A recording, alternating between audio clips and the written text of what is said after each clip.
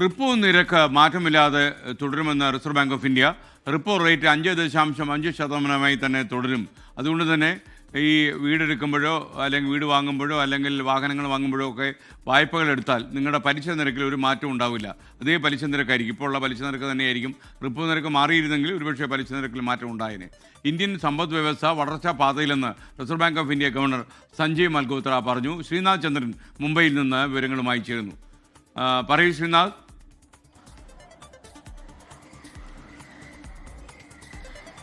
RBI governor Sanjay മൽഹോത്രയുടെ വാർത്താ സമ്മേളനം ഇപ്പോഴും പുരോഗമിക്കുകയാണ്. അതിൽ ആദ്യത്തെ പ്രധാനപ്പെട്ട കാര്യം റിപ്പോ നിരക്കിൽ, പലിശ നിരക്കിൽ, അടിസ്ഥാന പലിശ നിരക്കിൽ മാറ്റമില്ല എന്നതാണ്. 5.5% എന്ന നിലയിൽ തന്നെ അത് തുടരും. അതുകൊണ്ട് ഇപ്പോൾ ഭവന വാഹന വായ്പ എടുത്ത ആളുകളെ സംബന്ധിച്ചിടത്തോളം അവരുടെ പലിശയിൽ ഏതെങ്കിലും തരത്തിലുള്ള ഒരു മാറ്റത്തിന് ഏതായാലും തൽക്കാലം സാധ്യതയില്ല. കഴിഞ്ഞ ഫെബ്രുവരി മാസം മുതൽ തുടർച്ചയായി ധനനയ സമിതി യോഗങ്ങളിൽ റിപ്പോ നിരക്ക് കുറച്ചു കൊണ്ടുവരികയായിരുന്നു. ഏതാണ്ട് 100 ബേസിസ് പോയിന്റാണ് കുറച്ചു കൊണ്ടുവന്നത്. അങ്ങനെയാണ് 5.5 എത്തിയത്. കഴിഞ്ഞ ധനനയ സമിതി യോഗത്തിലും പിന്നീട് ഒരു മാറ്റം വേണ്ട എന്നൊരു തീരുമാനമെടുത്തു. ഈ ധനനയ സമിതി യോഗത്തിലും ഒരു മാറ്റം ഉണ്ടാവുന്നില്ല. വിലക്കയറ്റം രാജ്യത്ത് കുറഞ്ഞു വരുന്നുണ്ട്. 2% അടുത്തേക്ക് വിലക്കയറ്റം കുറഞ്ഞു വരുന്നുണ്ട്. പക്ഷേ അത് ഈ പലിശ നിരക്ക് കുറയ്ക്കുന്നതിൽ ഒരു കാരണമായി മാറാത്തതിലുള്ള പ്രധാനപ്പെട്ട പ്രശ്നം അമേരിക്കയിൽ നിന്നുള്ള സമ്മർദ്ദമാണ്.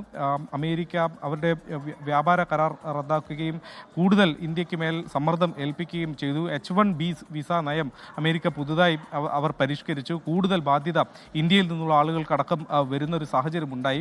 പിന്നീട് GST പരിഷ്കരണം കേന്ദ്ര സർക്കാർ നടപ്പാക്കി. അത് വിപണിയിൽ, സമ്പദ് വ്യവസ്ഥയിൽ എന്ത് മാറ്റങ്ങളാണ് ഉണ്ടാക്കുക എന്ന കാര്യത്തിൽ കുറച്ചുകൂടി ഒരു വിലയിരുത്തൽ ആവശ്യമുണ്ട്. അതിന് കുറച്ചുകൂടി സമയം ആവശ്യമുണ്ട്. ഇതെല്ലാം പരിഗണിച്ചുകൊണ്ടാണ് തൽക്കാലം ഒരു പലിശ നിരക്കിൽ കുറവ് വരുത്തേണ്ട, അത് കാത്തിരിക്കാം എന്നുള്ള നിലപാടിലേക്ക് RBI എത്തിയിട്ടുള്ളത്.